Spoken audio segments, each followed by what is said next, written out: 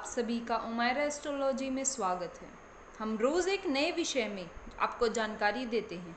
यदि आप हमसे जुड़ना चाहते हैं तो कृपया हमारे चैनल उमायरा एस्ट्रोलॉजी को सब्सक्राइब कर लें, जिससे आप रोज़ाना एक नए विषय पे जानकारी पा सकेंगे।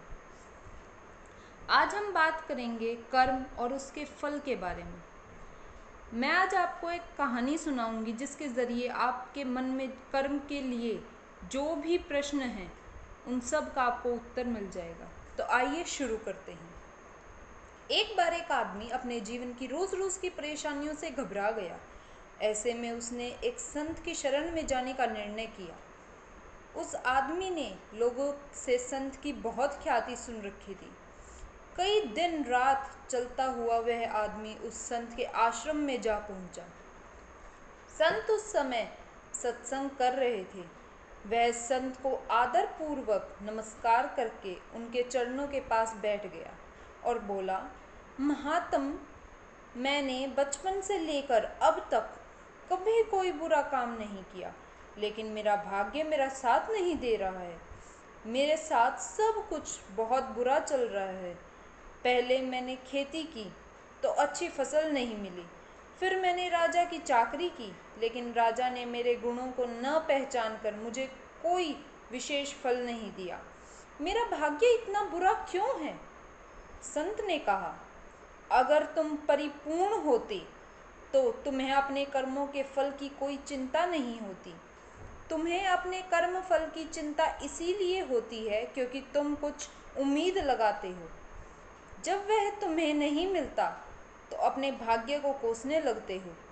अगर तुम परिपूर्ण होते तो जमीन जो फसल देती उसी से संतुष्ट हो जाते। राजा जो पद देता उसी से खुश रहते। संत की बात सुनकर वह परेशान आदमी चुपचाप गर्दन झुकाए वहां से चला गया। लेकिन उसके जाने के बाद संत को अपनी गलती का एहसास हुआ।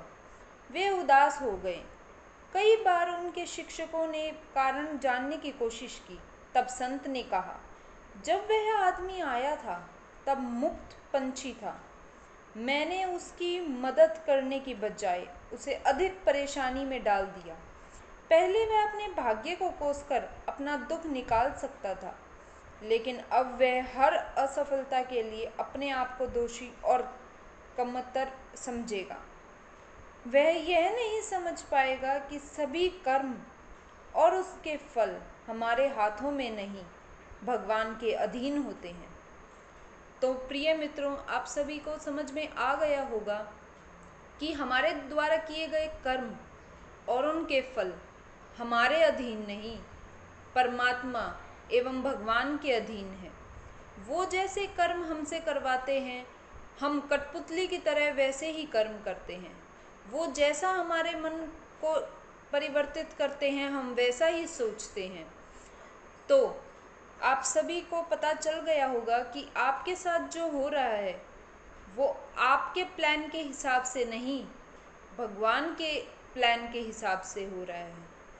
उन्हें आपसे जो काम करवाना है वो वे करवाएंगे। आप एक निमित्त मात्र हो। तो प्रिय मित्रों, आप सभी अपने आप को कोसना बंद कीजिए कि आपकी वजह से ये नहीं हो रहा, आपकी वजह से वो नहीं हो रहा। ये आपकी प्लानिंग नहीं, ये आपके प्लान नहीं, ये भगवान के प्लान हैं। उन्हीं के अधीन सब कुछ हो रहा है और हम उन्हीं के दिए निर्देशों पे चल रहे हैं। तो लीजिए जय श्री राम का नाम और कर्म करते रहिए। भगवान को आपसे जो कर्म करवाने हैं उसके लिए तत्पर रहिए। तो थैंक यू फॉर वॉचिंग।